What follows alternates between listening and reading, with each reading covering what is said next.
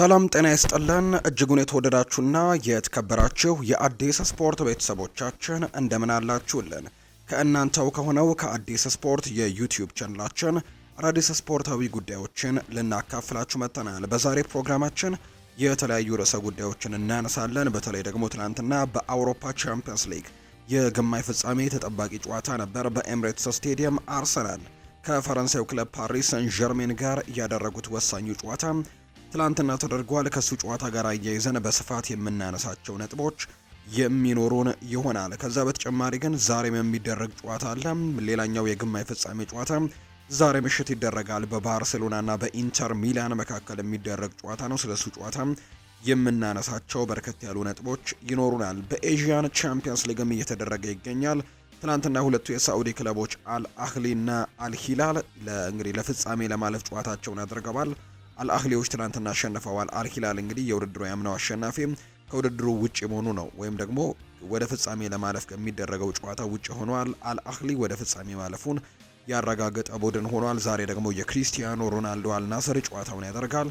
እሱንም የምንጠቁማችሁ ይሆናል። በርከት ያሉ የዝውውር ጉዳዮችንም እናነሳለን። ብቻ እናንተ እስከ ፕሮግራማችን ፍጻሜ አብራችሁኝ እንድትቆዩ ነው በአክብሮት የምጋብዘው። ፉአድ ባህሩ ፕሮግራሙን እየመራው ከእናንተ ጋር ቆይታን አደርጋለሁ። አብራችሁኝ እንድትቆዩ በአክብሮት ጋበዝኩ።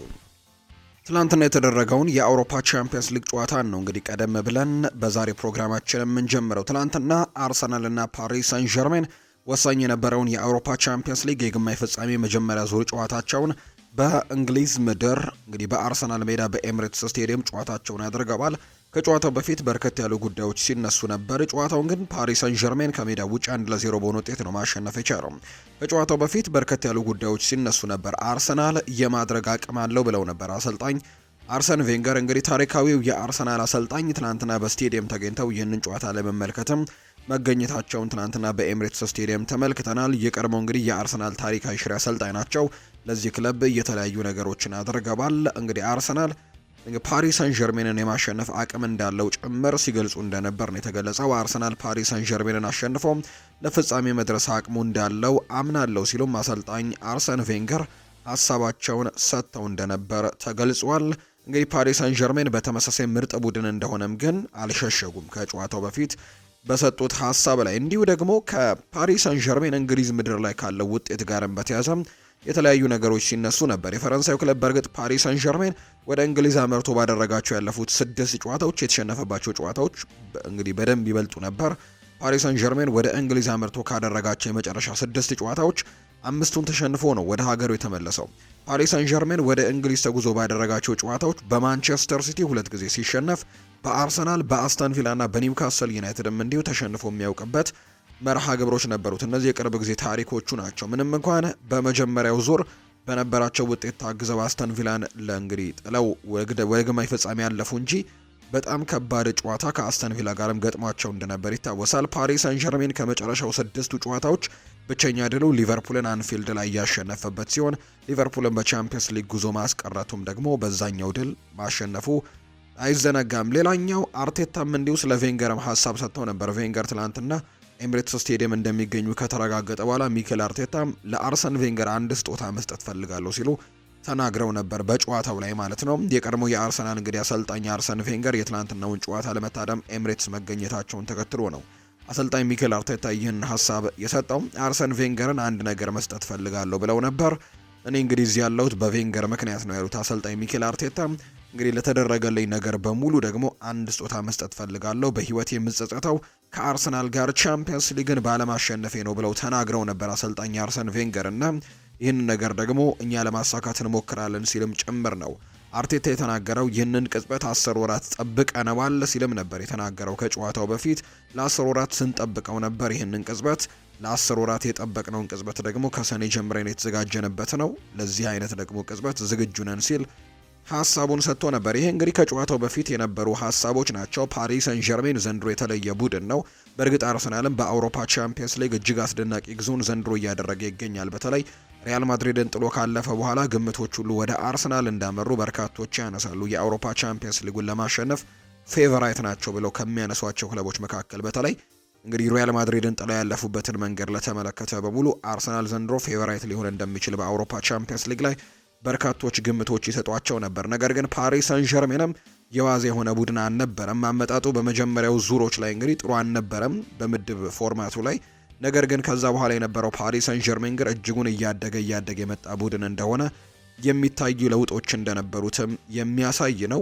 ለምሳሌ ያክል በምድብ ጨዋታዎች ላይ ወይም ደግሞ በምድብ ፎርማቱ ላይ ሉዊስ ኤንሪኬ የተለያዩ ሙከራዎችን ሲያደርጉ እንደነበር ተመልክተናል። ነገር ግን ወደ ጥሎ ማለፉ ዙሮች ከገቡ በኋላ ግን እንግዲህ ተመሳሳይ ተጫዋቾችን በቋሚ አስተላለፍ ውስጥ እየተጠቀሙ እየተመለከተን እንገኛለን። የፊት መስመር ላይ የሚጫወቱ ተጫዋቾች የትኛው ቦታ ላይ ሊጫወት እንደሚችል የማይገመት አይነት ቡድን ነው። ዴዘሬ ድዊ፣ ብራድሊ ባርኮላ፣ ክቪቻ ክቫራስኬሊያ እና ኦዝማን ዴምቤሌ የትኛው ቦታ ላይ ሊሰለፉ እንደሚችሉ እንኳን የሚረጋገጥበት ቡድን አይደለም። ሁሉም የተለያዩ ቦታዎች ላይ መጫወት የሚችሉ አይነት ተጫዋቾች እንደሆኑ በተደጋጋሚ እያሳዩ ነው። ዴዘሬ ድዊ አንዴ በግራ ክንፍ አንዴ በቀኝ ክንፍ ሲጫወት እንመለከተዋለን። ክቪቻ ክቫራስኬሊያ የፊት አጥቂም ጭምር ሲሆን እንመለከተዋለን።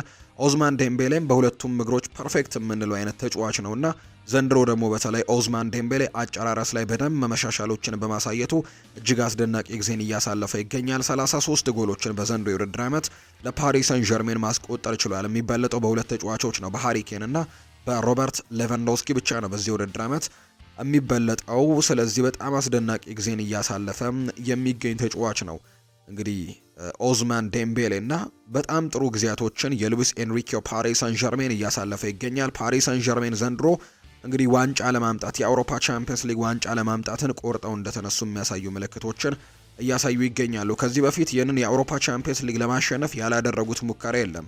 እንግዲህ ፓሪስ ሰን ዠርሜኖች በተለይ እነ ናስራል ከላይፊ እና የኳታር ባለሀብቶች ይህንን ቡድን ከያዙት በኋላ ዋነኛው እቅዳቸው አሁን ላይ የአውሮፓ ቻምፒየንስ ሊግን ማሸነፍ ነው።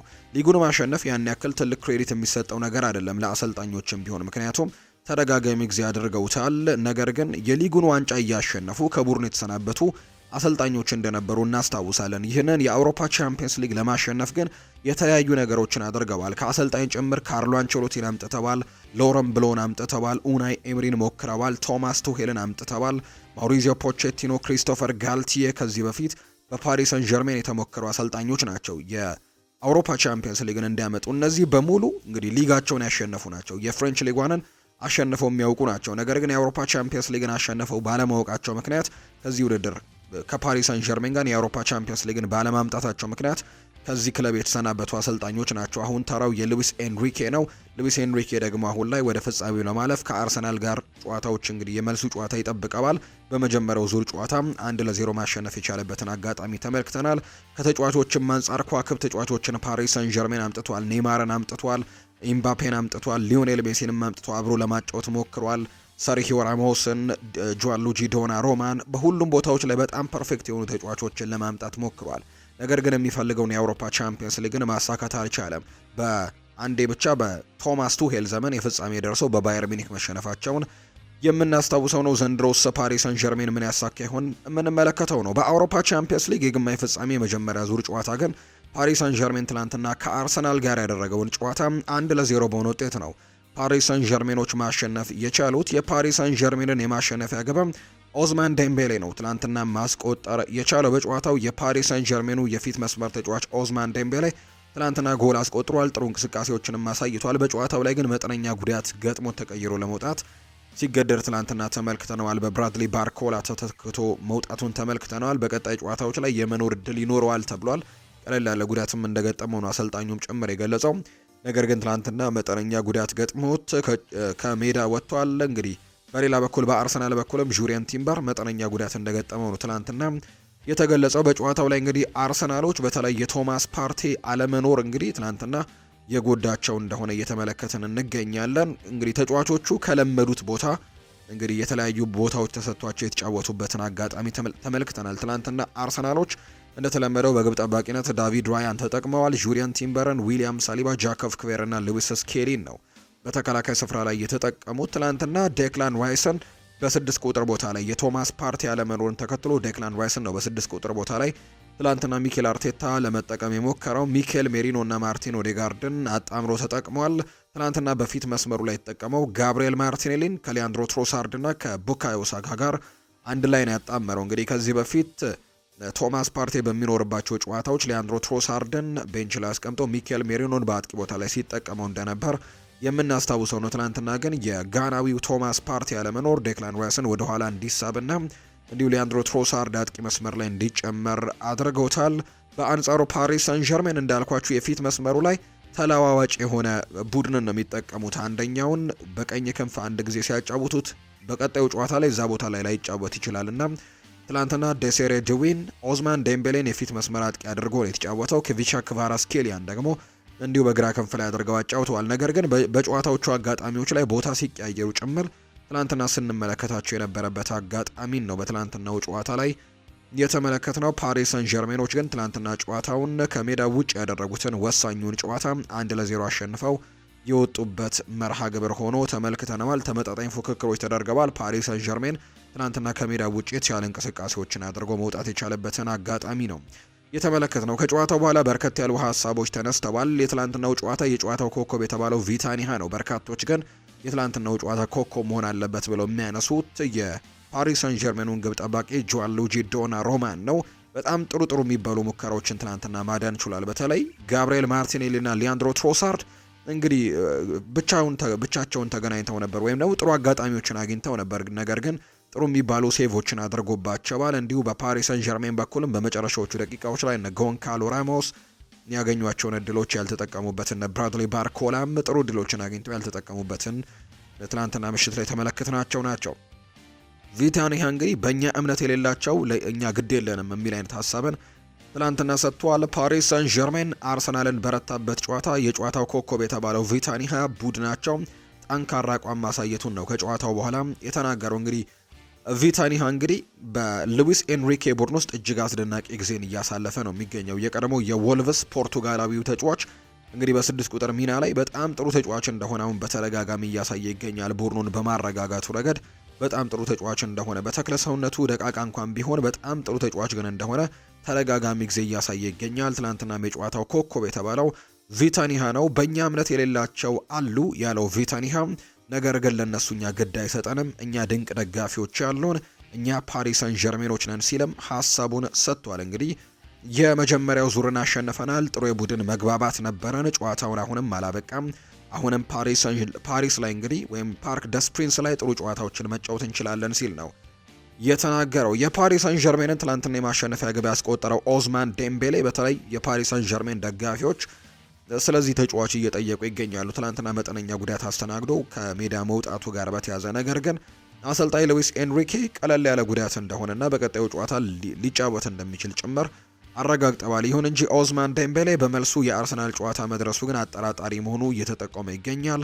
ሉዊስ ኤንሪኬ በንግግራቸው ከባድ ነገር የለም፣ መጠነኛ ጉዳት ብቻ ነው ሲሉ የጉዳቱን ሁኔታ አስረድተዋል። በመልሱ ጨዋታ መሳተፉ ግን እርግጠኛ አይደለሁም ያሉ ሲሆን ነገር ግን ዴምቤሌ ባይኖርም ሌላ የሚተካው ተጫዋች ይኖራል፣ ቡድኑ አንድ ነው ሲልም እንዲሁ ተናግረዋል። አሰልጣኙ እንግዲህ ዴምቤሌ ባይኖር እንኳን እነ ብራድሊ ባርኮላ ተቀያሪ ወንበር ላይ የሚገኙ ተጫዋቾች ናቸው። ከዛ በተጨማሪ ጎንካሎ ራሞስም በዚህ ቡድን ውስጥ መጫወት የሚችል ተጫዋች እንደሆነ እየተመለከተን እንገኛለን። የተሻለ ውጤት ይገባን ነበር ያለው ደግሞ አርቴታ ነው። ነገር ግን አሁንም ቢሆን 50-50 ነው ወይም ደግሞ 50-50 እድል ነው ያለን ሲል የአርሰናሉ አሰልጣኝ አርቴታ ይናገራል። ዋና አሰልጣኙ ሚኬል አርቴታ በትላንትናው ጨዋታ የፓሪስ ሰን ዠርሜኑ ግብ ጠባቂ ጂያንሉጂ ዶናሩማ ልዩነት ፈጣሪ ሲሉ ገልጸውታል። በውጤቱ ረገድ ፓሪስ ሰን ዠርሜን ማሸነፍ ይገባዋል ብለው እንደማያምኑ ነው አሰልጣኝ ሚኬል አርቴታ ያረጋገጡት።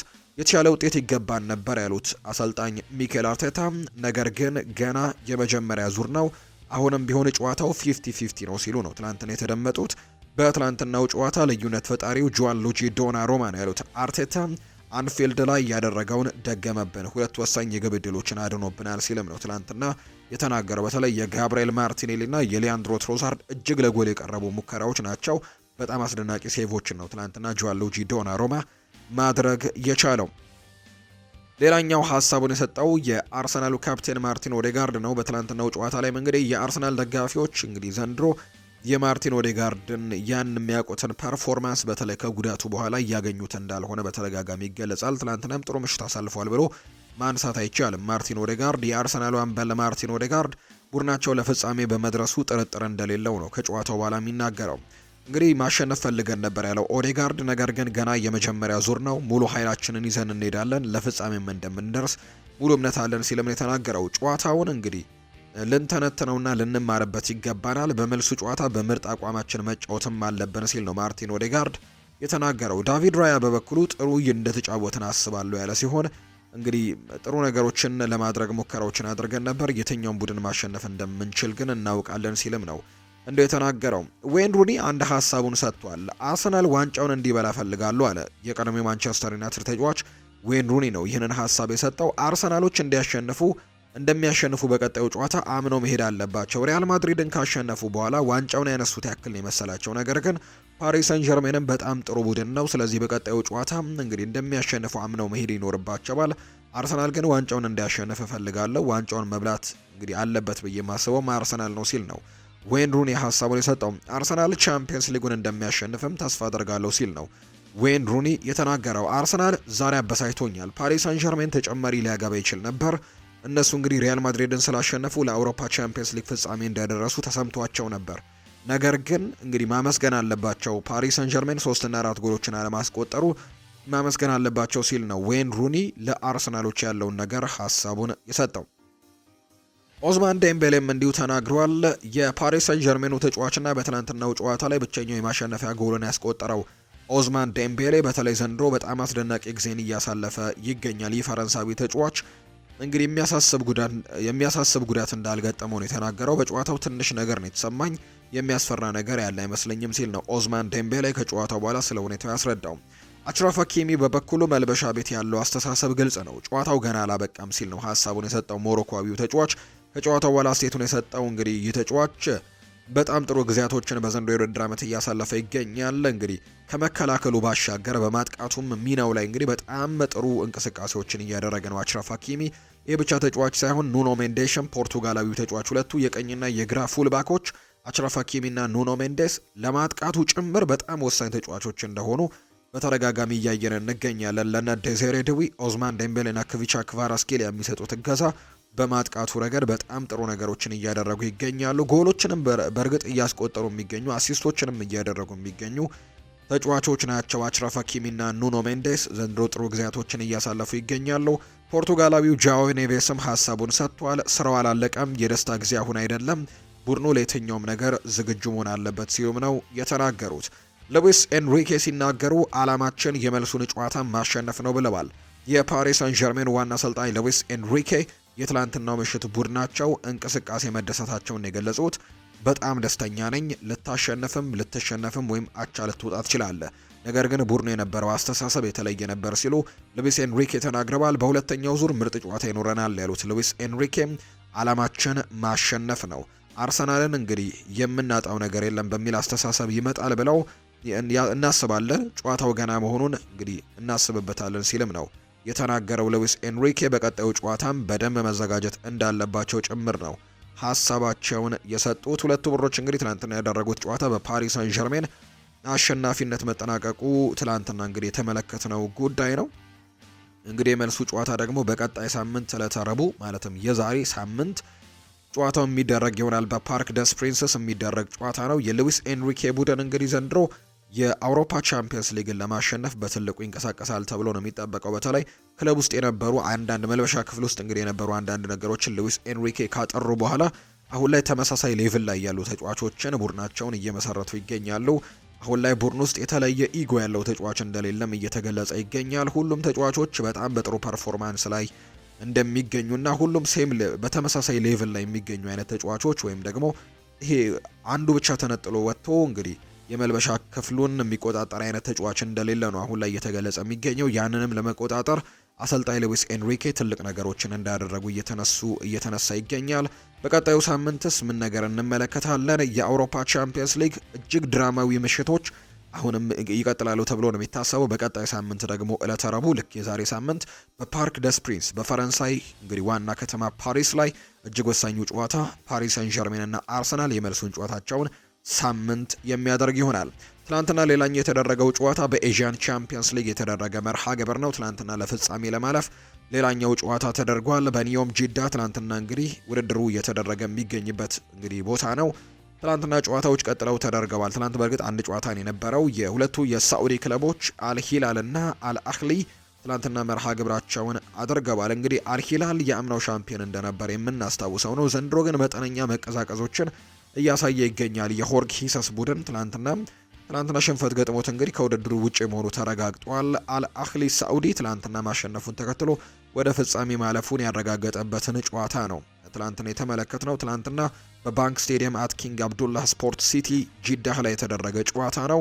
የኤዥያን ቻምፒየንስ ሊግ መርሃ ግብር ነው። አልሂላሎች ትላንትና በአልአህሊ ሳዑዲ 3-1 በሆነ ውጤት ነው የተሸነፉት። ሮቤርቶ ፌርሜኖ፣ አይቨን ቶኒ እና እንዲሁ ባለቀ ሰዓት ደግሞ ፌራን አልቢርካን ትላንትና ግቦቹን ያስቆጠሩ የአልአህሊ ሳዑዲ ተጫዋቾች ናቸው። ሳሌም አልዳውስሪ ለአልሂላል ጎል ማስቆጠር ችሎ የነበረ ቢሆንም ነገር ግን ቡድኑን መታደግ አልቻለም ከሽንፈት። አልሂላሎች ዘንድሮ በሊጋቸውም እጃቸውን ለአልኢቲሃድ ሰጥተዋል። በኤዥያን ቻምፒየንስ ሊግም በአልሃሊ ከውድድሩ ውጭ ተደርገዋል። አልአህሊ እንግዲህ ወደ ፍጻሜ ማለፋቸውን ያረጋገጡ ቡድን ሆነዋል። እንግዲህ ቀጣይ ተጋጣሚያቸው ደግሞ ዛሬ በሚደረገው ጨዋታ ነው የሚወሰነው። እንግዲህ በኤዥያን ቻምፒየንስ ሊግ አልናስርና እንዲሁ ደግሞ ካዋሳኪ የሚያደርጉት መርሃ ግብር ይጠበቃል። ይሄ ጨዋታ እንግዲህ ዛሬ ምሽት ላይ የሚደረግ 1 ሰዓት ከ30 ሲል የሚደረግ መርሃ ግብር ነው። ተመሳሳይ ስቴዲየም ላይ የሚደረግ ጨዋታ ነው። ጂዳህ ላይ ነው ይህ ውድድር እየተደረገ የሚገኘው። የጃፓን ሊግ ተወዳዳሪ ነው። ካዋሳኪ በጃፓን ሊግ 8ኛ ደረጃ ላይ ይገኛል። በእርግጥ 12 ጨዋታዎች ናቸው ገና በጃፓን ሊግ የተደረጉት፣ ነገር ግን 8ኛ ደረጃ ላይ የሚገኝ ቡድን ነው በጃፓን ሊግ። ዛሬ ከአልናስር ጋር ጨዋታውን ያደርጋል። እንግዲህ ካዋሳኪ የተባለው የጃፓኑ ቡድን ባለፉት 5 ጨዋታዎች ማሸነፍ የቻለው አንድ ጨዋታ ብቻ ነው። ያለፈውን የኤዥያን ቻምፒየንስ ሊግ ጨዋታ አልሳድን በኤክስትራ ታይም 3-2 ያሸነፉበት መርሃ ግብር። ከዛ ውጭ ግን 3ቱን ጨዋታዎች በአቻ ውጤት ነው ያጠናቀቀው። አንድ ጨዋታ ደግሞ እንዲሁ ተሸንፏል። ስለዚህ ዛሬ ከአልናስር ጋር የሚያደርጉት ጨዋታ ይጠበቃል። አልናስር በአንጻሩ ባለፉት 5 ጨዋታዎች 4ቱን አሸንፎ አንድ ጨዋታ ሽንፈት ገጥሞታል። በዛሬው ጨዋታ ከጃፓኑ ሌላኛው ክለብ ጋር ጨዋታውን የሚያደርግ ነው የሚሆነው። ባለፈው ዙርም እንዲሁ የጃፓኑን ዮካሃማን ጥሮ ማለፉ የሚታወስ ነው አልናስር። ዛሬም ከሌላኛው የጃፓን ክለብ ካዋሳኪ ጋር ወደ ፍጻሜ ለማለፍ የሚደረገውን ጨዋታ ያደርጋል። አልናስር የሚያልፍ ከሆነ ሁለት የሳዑዲ ክለቦች በፍጻሜው ላይ የሚገናኙበት እድል ሰፊ ይሆናል ተብሎ ነው የሚጠበቀው። ይህ ጨዋታ ምሽት 1 ሰዓት ከ30 ሲል የሚደረግ ይሆናል። ሌላኛው ዛሬ የሚደረገው ጨዋታ በአውሮፓ ቻምፒየንስ ሊግ ተጠባቂው ጨዋታ ዛሬ ይደረጋል። ዛሬ እንግዲህ ባርሴሎናና ኢንተር ሚላን የሚያደርጉት መርሃ ግብር ነው ዛሬ በአውሮፓ ቻምፒየንስ ሊግ የሚደረገው። ይህም እንግዲህ ለፍጻሜ ለማለፍ የሚደረግ የግማሽ ፍጻሜ የመጀመሪያ ዙር ጨዋታ ነው። በባርሴሎና ኢስታዲዮ ኦሎምፒክ ሉዊስ ካምፖኔስ የሚደረግ መርሃ ግብር ነው። ባርሴሎና በሜዳው ነው ዛሬ ጨዋታውን ምሽት 4 ሰዓት ሲል ከጣሊያኑ ክለብ ኢንተር ሚላን ጋር የሚያደርገው። ኢንተር ሚላን አሁን ላይ መጠነኛ መንገጫገጮች እየገጠሙት ይገኛሉ። ሴሪኤውን ከመምራት እንግዲህ በ3 ነጥብ ከመምራት በ3 ነጥብ ወደ መመራት አመርቷል። አሁን እንግዲህ ናፖሊ በ74 ነጥቦች ሊጉን እየመራው ይገኛል። ኢንተር ሚላን በ3 ነጥቦች ዝቅ ብሎ ሁለተኛ ደረጃ ላይ መቀመጥ ችሏል። ባለፉት 3 ተከታታይ ጨዋታዎች ሽንፈት ገጥሞታል። በተለያዩ ውድድሮች ባደረጋቸው ጨዋታዎች በቦሎኛ በሴሪኤው 1-0 ተሸነፈ። ከዛ በኋላ ደግሞ በጣሊያን ኮፓ ኢታሊያ ደግሞ በኤሲ ሚላን 3-0 ተሸነፈ። በዚህ ሳምንት መጨረሻ በሴሪኤው በሮማ 1-0 ተሸንፏል እና እንግዲህ ባለፉት 3 ጨዋታዎች ሽንፈቶች ገጥመውታል። በአንጻሩ ባርሴሎና ጥሩ ጊዜ ላይ ነው የሚገኘው። በሳምንቱ መጨረሻ የኮፓ ዴል ሬ ፍጻሜ ጨዋታን አሸነፈው ዋንጫ አንስተው ነው ለዛሬው ጨዋታ የሚመጡት።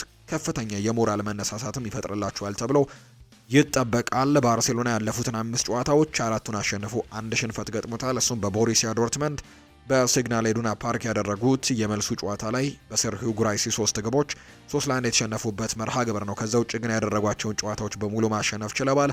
ሊጋቸውን እየመሩ ነው የሚገኙት። የኮፓ ዴል ሬ ዋንጫን ማሸነፍ ችለዋል። ዘንድሮ እንግዲህ 4 ዋንጫዎችን ለማንሳት በትልቁ እየገፉ ይገኛሉ ባርሴሎናዎች። እንግዲህ የሃንስ ፍሊክ ቡድን ዘንድሮ በጣም ጥሩ ጊዜ ላይ ይገኛል። ዛሬ ጥሩ ጨዋታ እንመለከታለን ተብሎ ነው የሚጠበቀው። ባርሴሎና ከኢንተር ሚላን በኢስታዲዮ ሉዊስ ካምፖኔስ ስቴዲየም ጨዋታቸውን ያደርጋሉ። ይህንን ጨዋታ ባርሴሎና የማሸነፍ ከፍተኛ ግምት ተሰጥቶታል። 56 በመቶ ይህንን ጨዋታ ያሸንፋል ተብሎ የተገመተው ባርሴሎና ነው። በአንጻሩ 22 በመቶ ኢንተር ሚላን ያሸንፋል ተብሎ ግምት ሲሰጠው 22 በመቶ ደግሞ ጨዋታውን ባቻ ውጤት ያጠናቅቃሉ ብለው በርካቶች ግምቶቻቸውን እየሰጡ ይገኛሉ። የጨዋታ ምሽት 4 ሰዓት ሲል ይደረጋል። ባርሴሎና ከኢንተር ሚላን ሌላኛው የአውሮፓ ቻምፒየንስ ሊግ ምሽት ጨዋታ ዛሬ ላይ የሚደረግ ነው የሚሆነው። ይህንንም ጨዋታ እንድትከታተሉ በአክብሮት እንጋብዛለን። የትናንትና ጨዋታ እንዲሁ ደግሞ ዛሬ የሚደረጉ የአውሮፓ ቻምፒየንስ ሊግ መርሃ ግብሮችና እንዲሁ የኤዥያን ቻምፒየንስ ሊግ ጨዋታዎች ደግሞ እነዚህን ነው የሚመስሉት። ማንቸስተር ዩናይትድን ደግሞ የተመለከቱ መረጃዎችን ወደ እናንተ እናደርስ። ውድ ቤተሰቦቻችን ሊያም ዴላፕ በአውሮፓ ቻምፒየንስ ሊግ መጫወት ይፈልጋል ተብሏል። እንግሊዛዊው የኢፕስዊች ታውን የፊት መስመር ተጫዋች የሆነው ሊያም ዴላፕ በቀጣዩ የውድድር ዓመት በአውሮፓ ቻምፒየንስ ሊግ መጫወት እንደሚፈልግ ነው የተነገረው። ይህንን ተከትሎ ከፈላጊ ክለቦቹ ቼልሲና ማንቸስተር ዩናይትድ ወዴት እንደሚያመራ ለመወሰንም የሁለቱ ክለቦች የአውሮፓ መድረክ ተሳትፎም እጣ ፈንታ እየተጠባበቀ ነው ተብሏል። የተጫዋቹ ባለቤት ክለብ ኢፕስዊች ታውን ባሳለፍነው ሳምንትም ከእንግሊዝ ፕሪምየር ሊግ መውረዱን ማረጋገጡ የሚታወስ ነው ብሏል። ቤን ጃኮብስ ነው መረጃውን ያጋራው። በአውሮፓ ቻምፒየንስ ሊግ የሚሳተፍ ቡድን መቀላቀል እንደሚፈልግ ነው የተገለጸው።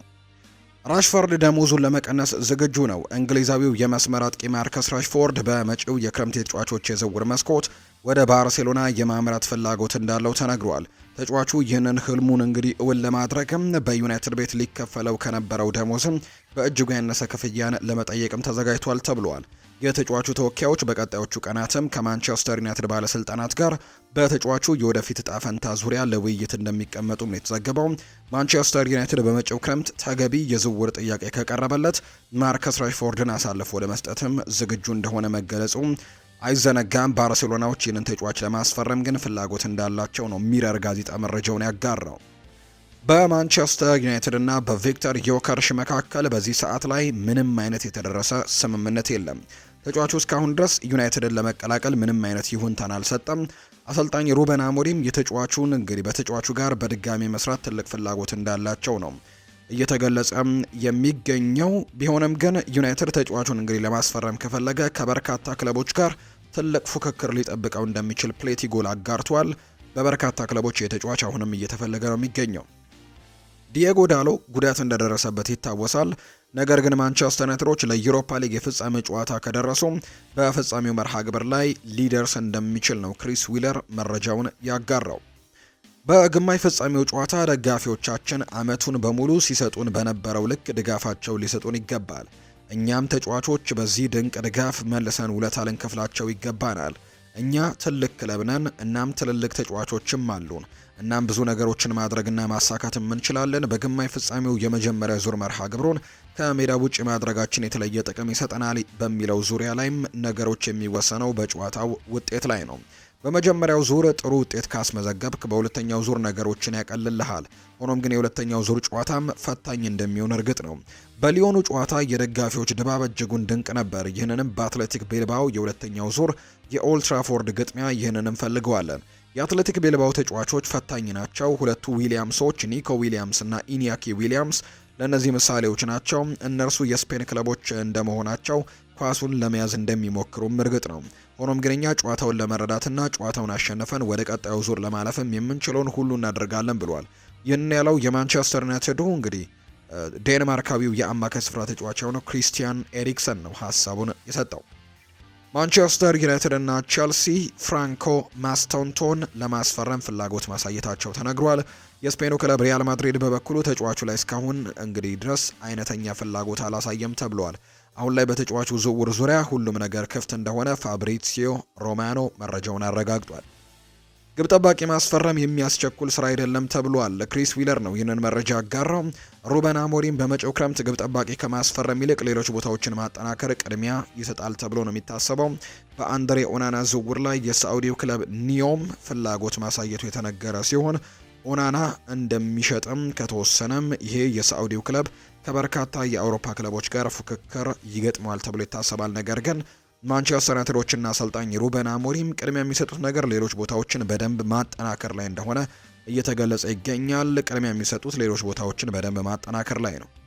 ሊቨርፑልን የተመለከቱ መረጃዎችን ደግሞ እናንሳ። ሊቨርፑል የሉዊስ ዲያዝን ኮንትራት ለማራዘም በቅርቡ ድርድር ይጀምራል። የድርድሩ ውጤትም ከቡድኑ ጋር እንደሚቆይ ወይም ደግሞ በክረምቱ እንደሚለቅ ይወስናል። ኮሎምቢያዊው የክንፍ መስመር ተጫዋች በአሁኑ ሰዓት 17ኛው የሊቨርፑል ከፍተኛ ተከፋይ ሲሆን ኮንትራቱ እስከ 2027ም እንደሚቆይ ነው እየተገለጸ የሚገኘው። ሊቨርፑልና ሉዊስ ዲያዝ ምናልባት በክረምቱ ሊለያዩ የሚችሉበት እድልም ይኖራል ተብሎ ይታሰባል። ነገር ግን ኮንትራቱን ለማራዘምም ድርድር ይጀምራሉ ተብሎ ነው የሚጠበቀው። የሳዑዲ ክለቦች ባርሴሎና፣ ፓሪስ ሰን ዠርሜንም የዚህ ተጫዋች ፈላጊዎች እንደሆኑ ይነገራል። የበርካታ የሊቨርፑል ቤንች ተጫዋቾች ወደፊት እጣ ፈንታ አሁንም ግልጽ አይደለም። እንደ ዳርዊን ኑኔስ፣ ዣሬል ኳንሳ፣ ሃርቪ ኤሊዮት እና ኮስታስ ሲሚካስ ያሉ ተጫዋቾች ቡድኑን ሊለቁ የሚችሉበት እድል ሰፊ ነው። ሌሎች ክለቦች እንደ ሉዊስ ዲያዝ ያሉ ተሰጥኦ ያላቸው ተጫዋቾችን ይፈልጋሉ። ይህ ደግሞ ሊቨርፑል እሱን ለማቆየትም እንዲወስኑ በማመንታት ወይም ደግሞ ጫና ውስጥ እንዲወድቅም ሊያደርገው ይችላል ሲል ላይል ቶማስ ነው የስካይ ስፖርቱ ዘጋቢ መረጃውን ያጋራው። ቸልሲን እንመልከት። ቸልሲ እንግዲህ የአጥቂ ክፍላቸውን ለማጠናከር ሞርጋን ሮጀርስን ከአስተን ቪላ በክረምቱ ለማስፈረም ኢላማ አድርገውታል ሲል ሚጉኤል መረጃውን አጋርቷል። ሞርጋን ሮጀርስ በአስተን ቪላና በኡናይ ኤሜሪ ስር እጅግ አስደናቂና እንዲሁ ደግሞ የቡድኑ ወሳኝ ተጫዋች እንደሆነ የሚታወቅ ነው። ይህንን ተጫዋች ለማስፈረም የተለያዩ ክለቦች ፍላጎት አላቸው። የቀድሞ ክለቡ ማንቸስተር ሲቲም ይህንን ተጫዋች ለመመለስ እቅዶች እንዳላቸው ሲነገር ነበር። ቸልሲም እንግዲህ የአጥቂ መስመራቸውን ለማጠናከር ሞርጋን ሮጀርስ ላይ ፍላጎት አላቸው ተብሏል። የቸልሲ ዋና አሰልጣኝ ኤንዞ ማሬስካ በቅድመ ውድድር ዓመት ላይ ለጆርጅ እድል ሰጥተውት የነበረ ሲሆን በጣሊያናዊው ድጋፍም እንግዲህ ጆርጅ በስታንፈርድ ብሪጅ ሊቆይ እንደቻለ ምንጮች ተናግረዋል ሲል ኒዛር እንግዲህ ኪንሰል መረጃውን እያጋራ ይገኛል።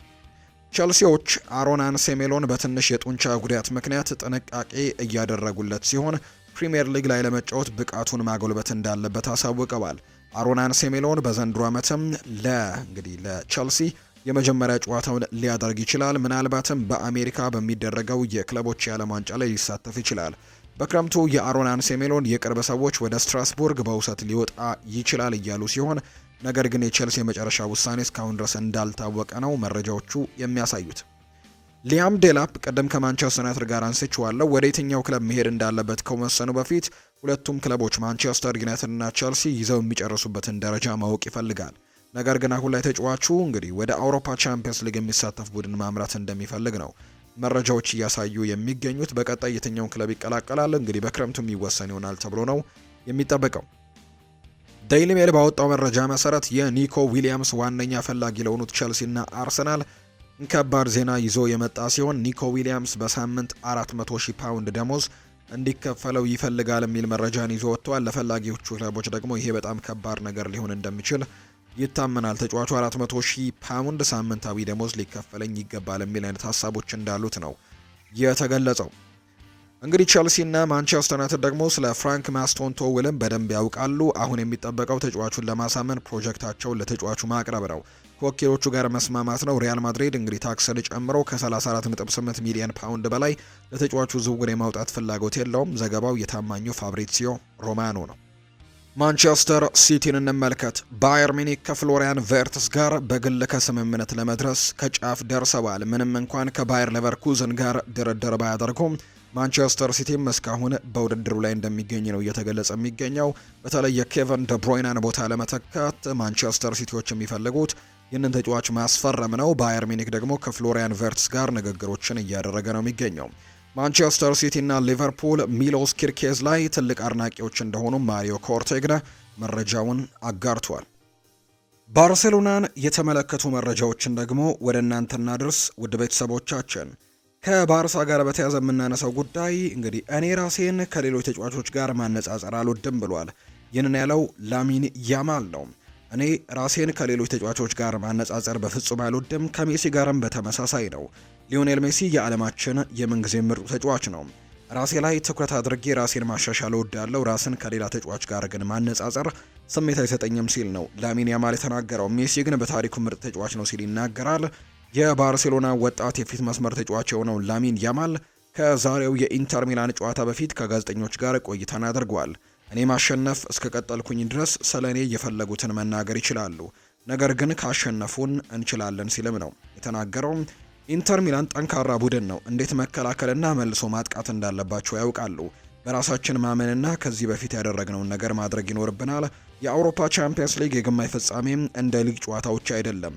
ሊዮኔል ሜሲ በታሪክ ምርጡ እግር ኳስ ተጫዋች ነው። የምንጫወተው እግር ኳስ ተጫዋች ስለሆነን ብቻ አይደለም፣ ለማሊያው ስሜት ስላለንና ባርሴሎና እንዲያሸንፍም ስለምንፈልግ ነው ሲል ላሚን ያማል ከዛሬው ጨዋታ ጋር አያይዞ ነው ሀሳቡን እንግዲህ የሰጠው። ትናንትና ከጋዜጠኞች ጋር ሰፊ ቆይታዎችን አድርጓል ላሚን ያማል። ሌላኛው ከኢንተር ሚላን ጋርም የተያዙ መረጃዎችን እናንሳ። የዛሬ ባርሴሎና ተጋጣሚ ነው። ኢንተር ሚላን ተጫዋቹ ልምምድ ሰርቶለታል። የጣሊያን ሴሪኤው ክለብ ኢንተር ሚላን ወሳኝ የፊት መስመር ተጫዋቹ ማርከስ ቱራም ወደ ሜዳ መመለሱን የተገለጸው። ማርከስ ቱራም ባጋጠመው ጉዳት ምክንያት የቡድኑ ያለፉት ሁለት ጨዋታዎች እንዳመለጡት ይታወሳል። በኢንተር ሚላን እንግዲህ ዛሬ በሰራው መደበኛ የቡድን ልምምድ ላይ ግን ማርከስ ቱራም መሳተፉን የተነገረው።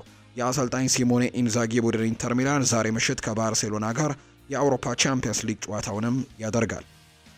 ሪያል ማድሪድን እንመልከት። በአሰልጣኝ ካርሎ አንቸሎቲ የሚሰለጥነው የላሊጋው ክለብ ሪያል ማድሪድ የወርሃ ሚያዝያ የወሩ ምርጥ ተጫዋች እጩዎችን ይፋ አድርጓል። በዚህ መሰረትም ኤድዋርዶ ካማቪንጋ፣ ጁድ ቤሊንጋም፣ ፌዴሪኮ ቫልቬርዴ፣ ኦሪዮል ሹዋሜኒ እና ቪኒሲዮስ ጁኒየር የወርሃ ሚያዝያ የሪያል ማድሪድ የወሩ ምርጥ ተጫዋች እጩ ሆነው መቅረብ መቻላቸው ነው የተገለጸው።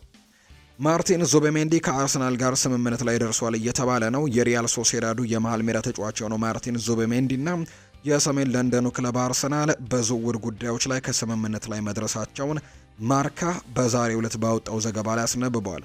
እንደሚታወቀው ሪያል ማድሪድም በአሁኑ ጊዜ እንግዲህ ከሌላኛው ተጫዋቹ ፈላጊ መሆኑ የሚታወቅ ሲሆን አሁን ላይ የሪያል ማድሪድ ስምምነቱን ለመዝጋት ቅርብ እንዳልሆነ ነው የተነገረው። በሌላ በኩል ሪያል ማድሪድ ምንም እንኳን ዙቤሜንዲን ለማስፈረም የተሻለ ደረጃ ላይ ባይሆንም የኒውካስል ዩናይትዱን የመሃል ሜዳ ተጫዋች ሆነው ሳንድሮ ቶናሊንም ማስፈረም አማራጭ አድርጎ እንደሚንቀሳቀስ ጭምር ነው ማርካ የተባለው የመረጃ ምንጭ እየገለጸ የሚገኘው። የሪያል ማድሪዱ ፕሬዝዳንት ፍሎሬንቲኖ ፔሬስ ፈረንሳዊውን የአርሰናል የኋላ ደጀን ዊሊያም ሳሊባን በዚህ ክረምት ለማስፈረም ማንኛውንም ነገር ማድረግ የሚገባ ነገር ለማድረግ ወስነዋል ተብሏል። ይህንን ጉዳይ እንግዲህ ሪያል ማድሪድ ብቻ ሳይሆን ራሱ ተጫዋች ዊሊያም ሳሊባ እንዲሁ ክለቡ አርሰናልም ጠንቅቀው የሚያውቁ ሲሆን በሪያል ማድሪድ በኩል የመሃል ተከላካይ መፈረም ካለበት የፕሬዝደንቱ ምርጫ ዊሊያም ሳሊባ መሆኑ ነው እየተገለጸ የሚገኘው ብሏል። ራዲዮ ማርካ ነው ይህን መረጃ ያጋራው። ጀርመናዊው የሪያል ማድሪድ የመሃል ተከላካይ የሆነው ቶኒ ሩዲገር ለ2 ወራት ያክል ከሜዳ የሚያረቀው ጉዳት ማስተናገዱ የተረጋገጠ ሲሆን በትላንትናው ዕለትም ቀዶ ጥገናውን በተሳካ ሁኔታ አጠናቋል። በዚህም የዓለም ክለቦች ዋንጫ ውድድር ወደ ጨዋታ ይመለሳል ተብሎ ይጠበቃል። ሩዲገር የሚያመልጡት ጨዋታ ከሴልታ ቪጎ፣ ከባርሴሎና፣ ከማዮርካ፣ ከሲቪያ እና ከሪያል ሶሴዳድ ጋር የሚደረጉ ጨዋታዎች ላይ አይኖርም ተብሏል። ፈረንሳዊው የግራ ተመላላሽ ፌርላንድ ሜንዲም ሌላኛው ጉዳት ያስተናገደ ተጫዋች ሲሆን ትላንትና ከሰዓት በኋላ በተደረገለት ምርመራም የጉዳቱ መጠን እየታወቀ እንደሆነ ተገልጿል።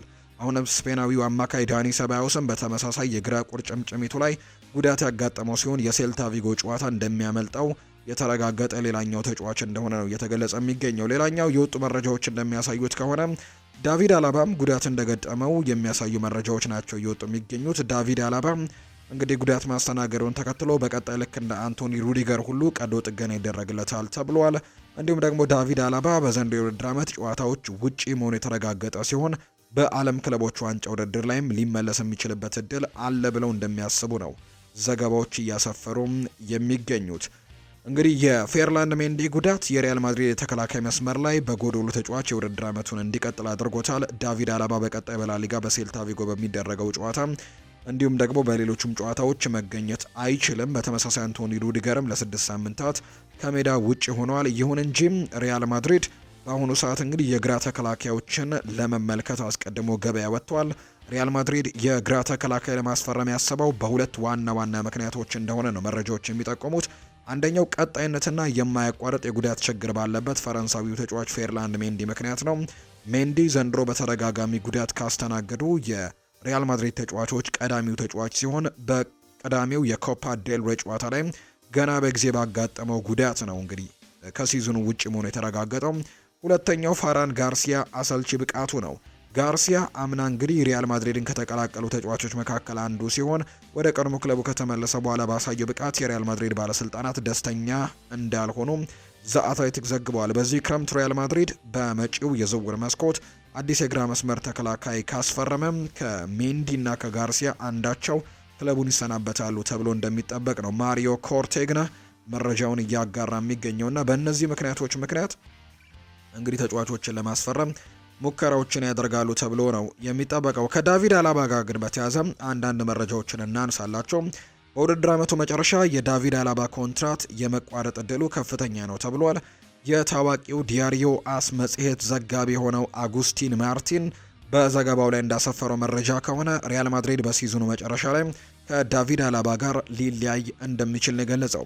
ምንም እንኳን በአሁኑ ሰዓት ኦስትሪያዊው ተከላካይ የሚያስፈርም አዲስ ክለብ ባለመኖሩ እስከ ውሉ ፍጻሜ ድረስ በሳንቲያጎ ቤርናቢው የሚቀጥል ቢመስልም ጋዜጠኛው ግን መገለጫው ዳቪድ አላባ በዚህ ሲዝን መጨረሻ ውሉን ሊያቋርጥ ይችላል በማለት ነው ያስነብበው።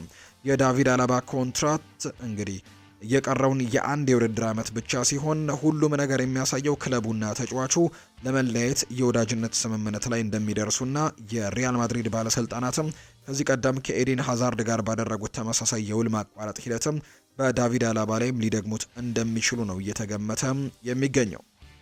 ሪያል ማድሪድ አሌክሲ ማካሊስተርን ከሊቨርፑል ለማስፈረም የማይችልበት ወይም እንቅፋት የሚሆንበት ሁለት ምክንያቶች አሉ። ስፔናዊው የስፖርት ተንታኝ ራሞን አልቫሬስ በዩቲዩብ ቻናሉ ላይ የተለያዩ መረጃዎችን አጋርቷል። ጋዜጠኛው እንግዲህ እንዳስቀመጠው ከሆነ አርጀንቲናዊው አማካይ ወደ ሪያል ማድሪድ ሊዘዋወር እንደሚችል ዘገባዎች ቢገልጹም በሁለት ዋና ምክንያቶች ግን ዝውውሩ እውን እንደማይሆን ተገልጿል። በመጀመሪያ የማካሊስተር ምልመላ ካሁኑ የሪያል ማድሪድ የምልመላ ፖሊሲ ጋር ነፃ ተጫዋቾችን ነፃ ምልመላ ጋር አይዛመድም። ምክንያቱም ማካሊስተር ከሊቨርፑል ክለብ ጋር የ5 ዓመታት ውል ስላለው ተጫዋቹ በነፃ ለማስፈረም በጣም ከባድ ነው። ሁለተኛው ጉዳይ ደግሞ በዚህ ተጫዋች የመሸጫ ዋጋ በጣም ከፍተኛ ዋጋ ያለው ነው።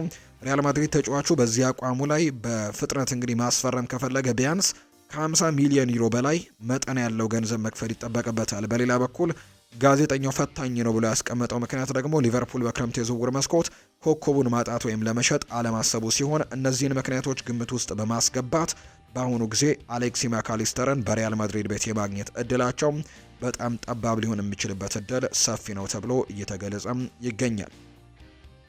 ካርሎ አንቸሎቲ ያለ ሪያል ማድሪድ ፍቃድ ትላንትና ከብራዚል ብሔራዊ ቡድን ጋር ስምምነት ለመፈጸም ወደ ለንደን በማምራቱ ፕሬዝዳንት እንግዲህ ፍሎሬንቲኖ ፔሬዝን አስቆጥቷል ተብሏል። እንግዲህ ሪያል ማድሪድ አንቸሎቲን ከክለቦች የዓለም ዋንጫ በፊት እንግዲህ እንዲለቅ አይፈቅድም። ይህም ደግሞ ከብራዚል ጋር የሚኖረው የስምምነትን ሊያቋርጥ እንደሚችል የተለያዩ ሚዲያዎች እየዘገቡት ይገኛሉ። አንቸሎቲ ከብራዚል እግር ኳስ ፌዴሬሽን ተወካዮች ጋር በመገናኘት ኮንትራቱን አጠናቆ ከብራዚል እግር ኳስ ፌዴሬሽን ተወካዮች ጋር በግል ጀት ለመምጣት ለንደን መግባቱን የተሰማው በአሁኑ ሰዓት እንደሚናፈሰው ወሬ ከሆነ በጣሊያን እግር ኳስ ፌዴሬሽን የአሰልጣኝነት ሂደት ላይም ችግሮች አሉ። የብራዚል ፌዴሬሽን ወደ ለንደን ወይም ደግሞ ወደ ማድሪድ በሚደረግ ጉዞ ወቅትም እግረ መንገዱን ከአንቸሎቲ ጋር ውል ለመፈጸም አስቦ ነበር። ነገር ግን አሁን ላይ ያ ነገር አልሆነም። አንቸሎቲ ከላሊጋው መጠናቀቅ በኋላ በሪያል ማድሪድ የአሰልጣኝነት ህይወቱ እንደሚቋጭና ብራዚልን እንደሚያሰለጥን ከመነገሩ በተጨማሪ በሰኔ ወር መጀመሪያ ላይ ብሔራዊ ቡድኑን እንደሚመሩም የሚጠቁሙ መረጃዎች አስቀድመው ተነግረው ነበር። አሁን ላይ ግን ሁሉም ነገር በተጠባባቂነት ላይ ያለ ይመስላል። ይህም ማለት አንቸሎቲ ከሲዝኑ መጠናቀቅ በፊት ሪያል ማድሪድን ሊለቅ ይችላል ተብሎ ይታሰባል። ሚጉኤል አንሄል ሳንቼዝ ነው ይህንን መረጃ ያጋራው። ፋብሪዚዮ ሮማኖ እንግዲህ እኩለ ሌሊት ላይ ባወጣው መረጃ መሰረት ሪያል ማድሪድ በአሁኑ ሰዓት ካርሎ አንቸሎቲ ወደ ብራዚል ብሔራዊ ቡድን እንዳይዘዋወር እንዳገደው ነው የገለጸው። በሁለቱ ወገኖች መካከል ማለትም በአንቸሎቲና በብራዚል እግር ኳስ ፌዴሬሽን መካከል ከሁለት ቀናት በፊት የጸደቀ የቃል ስምምነት አለ። የብራዚል እግር ኳስ ፌዴሬሽን እንደሚያምነው ከሆነ ካርሎ አንቸሎቲ ከመጠናቀቁ በፊት ኮንትራቱን ይፈርማል ተብሎ ይጠበቃል። ነገር ግን ሪያል ማድሪድ እስካሁን በዚህ ዙሪያ ምንም አይነት ግልጽ ያደረገው ነገር ባይኖርም አንቸሎቲ ሲዝኑ ሳያልቅ ክለቡን ከለቀቀ ፔሬዝ ምንም አይነት ክፍያ መክፈል አይፈልግም ነው እየተባለ የሚገኘው። ፋብሪዚዮ ሮማኖ በመረጃው እንግዲህ ላይ አክሎ የብራዚል ፌዴሬሽን ሪያል ማድሪድ እና ካርሎ አንቸሎቲ የሚለያዩበትን ሂደት ለመወሰን ረጅም ጊዜ ለመጠበቅም አላስበም ሲል ነው የተሰማው። ሮማኖ አያይዞም አንቸሎቲ አመቱ እስኪጠናቀቅ ጠብቆ ክለቡን ከመሰናበት በዘለለም አስቀድሜ ክለቡን እለቃለሁ የሚል ከሆነ ካርሎ አንቸሎቲ እንግዲህ የካሳ ክፍያ እንደማይከፈለው እየተነገረው ሲሆን ብራዚሎችም አንቸሎቲን ለማስፈረም እስከ ሲዝኑ ማብቂያ ድረስም እንደማትጠበቅ ነው የተናገረችው። ፋብሪዚዮ ሮማኖ የስፔኑ ታማኝ ሚዲያ ሬሌቮን በመጥቀስ እንደሰራው መረጃ ከሆነ በዚህ ግርግር ውስጥ አንቸሎቲ ከብራዚል ጋር በቃል ደረጃ የተስማማው ኮንትራት ሊስተጓጎል ይችላል ብሎናል።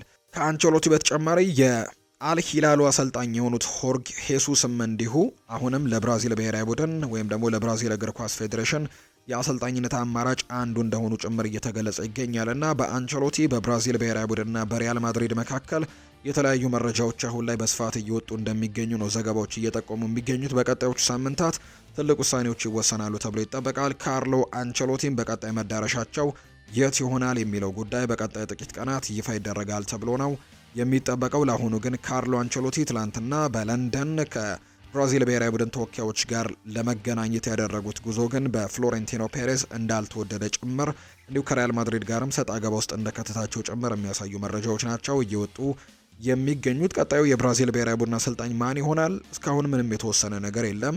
የተወሰነ ግን ካርሎ አንቸሎቲ እየተቃረቡ እንደሚገኙ መረጃዎች ያሳዩ ነበር። አሁን ላይ ግን መጠነኛ መንገጫገጮች እንደገጠማቸው ነው ዘገባዎቹ የጠቆሙት። የተወደዳችሁና የተከበራችሁ ቤተሰቦቻችን ለዛሬ ያዝንላችሁ አዳዲስ ስፖርታዊ መረጃዎቻችን እነዚህን ይመስላሉ። ስላደመጣችሁን፣ ስለተከታተላችሁን ቆይታችሁንም ከኛ ጋር ስላደረጋችሁ እጅጉን ከልብ አድርገን እናመሰግናለን። ቪዲዮአችንን ላይክ፣ ቻናላችንን ሰብስክራይብ እያደረጋችሁ ቆይታችሁን ከኛ ጋር ያደረጋችሁ በሙሉ ላቅ ያለ ምስጋናችንን ለእናንተ ማቅረብ እንወዳለን። ፉአድ ባህሩ ፕሮግራሙን እየመራው ከእናንተ ጋር ቆይታን አደረግኩኝ። በቀጣይ ፕሮግራሞቻችን ሌሎች ርዕሰ ጉዳዮችን ይዘን ዳግም የምንገናኝ ይሆናል። መልካም ጊዜ መልካም ቀን እንዲሆንላችሁ ነው በአክብሮት የምመኘው። በአመሻሹ ፕሮግራማችን ሌሎች ርዕሰ ጉዳዮችን ይዘን እንመጣለን። መልካም ቀን እንዲሆንላችሁ ግን በአክብሮት ተመኘው።